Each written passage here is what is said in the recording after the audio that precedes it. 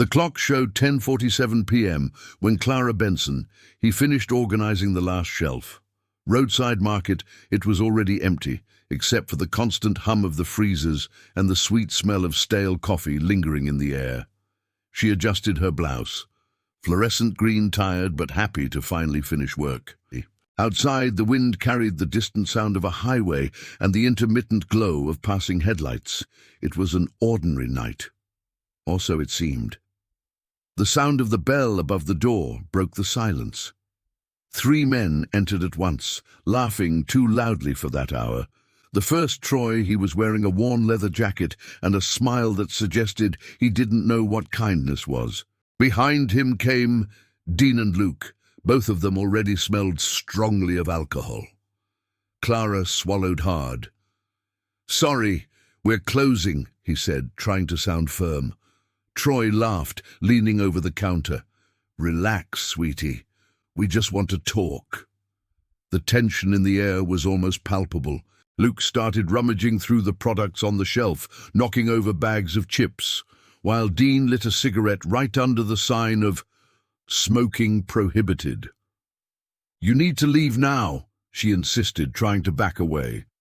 But before she could finish the sentence, Troy took a step forward and grabbed the fabric of her shirt.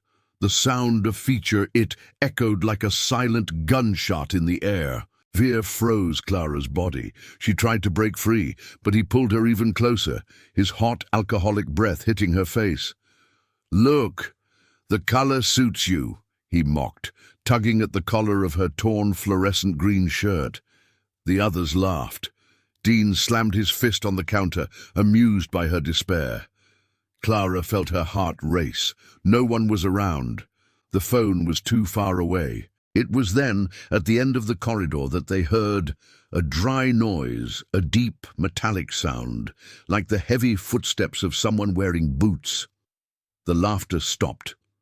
Troy turned his face away, frowning. From the bottom of the market, 3 silhouettes, they appeared, a bluish light flashing from behind, reflecting off leather jackets. Clara blinked, unable to believe what she was seeing. Ahead came a large man, broad-shouldered, with a grey beard and a firm gaze. His black vest bore the unmistakable symbol, Hell's Angels. Behind him, 2 other members followed in silence, one bald with a scar above his eye, and another with his hair tied in a ponytail, tattoos gleaming under the cold light of the corridors. The leader stopped a few meters from Troy. "Let her go," he said in a low, calm voice, the kind of calm that sends chills down your spine. Troy forced a smile. "This isn't your problem, old man." The biker took a half-step forward. His jacket rustled. The air changed. "Now it is." Dean tried to laugh, but his voice failed him. Luke swallowed hard, instinctively recoiling. Troy, stubbornly, clenched his fist. "You think you scare me just because you ride a motorcycle?" The man raised an eyebrow, slowly approaching until he was less than a meter away. "No, I think you should stop before someone regrets it." But Troy didn't listen. He tried to push him away. A second later, the ground vibrated. The biker swerved with a sharp movement and knocked down the attacker with a swift blow to the shoulder. The sound of the body hitting the floor echoed throughout the market. Luke tried to react, but the bald man had already grabbed him by the collar, pushing him against the wall of soda cans. Dean raised his hands, pale, stammering whatever excuse his mouth could find. I thought it was just a joke," he mumbled. "Funny," replied the long-haired biker. "Nobody's laughing." Clara stood still, her heart pounding.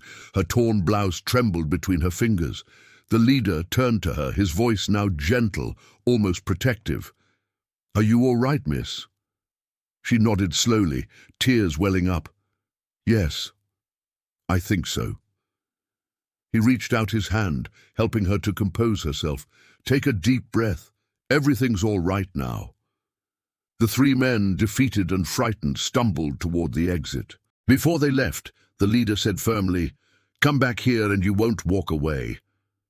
They ran without looking back. Silence returned, heavy, yet reassuring. Clara looked at the ground, then at the motorcyclists. Why did they help me? The leader smiled slightly. Because someone needs it. And because the world is forgetting what respect is. He turned to leave, but before he did, he cast one last glance. Keep the lights on a little longer. Angels don't always have wings. Outside, the sound of engines filled the night, a roar of power and purpose. Clara leaned against the counter, her heart still racing. Tears streamed down her face, but this time they were tears of joy, relief. She watched through the shop window while the Hells Angels, they disappeared down the road, the moon reflecting off the motorcycles like live embers. Later, when the police arrived, they found only the market silent and a woman with a shy smile on her face. She told them what happened, but nobody completely believed her. "Bikers?" the police officer asked. "Are you sure?" Clara just smiled. "I have them. They appeared when I needed them most." That night, as she closed the market, she looked in the checkout mirror and whispered, "Thanks." And for a moment, he swore he heard the distant sound of engines responding, as if saying, "You are never alone."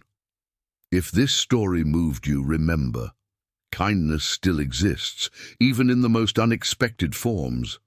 Like, share, and subscribe for more true stories of courage, redemption, and humanity. And tell us in the comments, would you have the courage to intervene as they did?